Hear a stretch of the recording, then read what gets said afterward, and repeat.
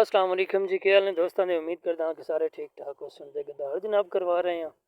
गदाल समझते हो ना, खोबा शोबा करा रहे हैं। मुंजी लानी है तो ट्रैक्टर वाला बुलाया है। 2 कनाली ज़मीन है तो जनाब ट्रैक्टर भी बड़ा औखा जिहा चलता है पिया।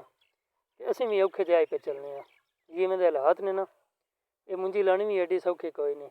मुंजी लाने तो पहले जनाब ज़मीन 2 बारी वाया है, फिर जनाब उच्ची नीवीं वेखी है तो जनाब चुका के सवारी कराने की कोशिश की है। वो जो ट्रैक्टर सवारी कराने वास्ते बुलाया है उस जनाब उत्ते आप हास कोई ना, कुदरती हो निके जवान आख्या तो घर कदई टुर गया तो उस जनाब 2 कराई 2 चौके 2 2 चौके तो जनाब नस गया सीधी उस की कोई नहीं। हुणे भी जा बड़ी है तो खैर अल्लाह थोड़ा करे भला। तो मुंजी लाण भी एडी सौखी कोई नहीं। एक बारी उड़ के जिस टाइम मुंजी लानी है ना तो 4 दिहाड़े बाद च भी कंडी च भी तो लत्तां च भी पीड़ होंदी रहनी है। ना कोई हिलन होना तो ना कोई जुलन होना।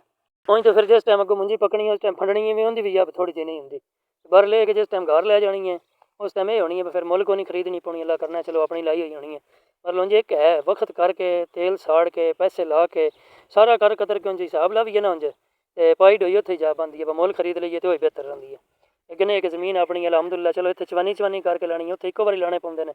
इस वास्ते मुड़ आखी भाई कम चंगा है चवानी यानी कि इतने के 1000 ला लिया या 100 ला लिया तो फिर आ चौखी जानी है। तो चलो अल्लाह थोड़ा करे भला। तो हुण मेरा दिल सांदे हो इजाज़त तो फिर मिलांगे किसी होरी वीडियो दे विच। अल्लाह खैर करे। तो चैनल करो subscribe, video like share comment कर छड्डो। थोड़ा जांदा कुछ नहीं।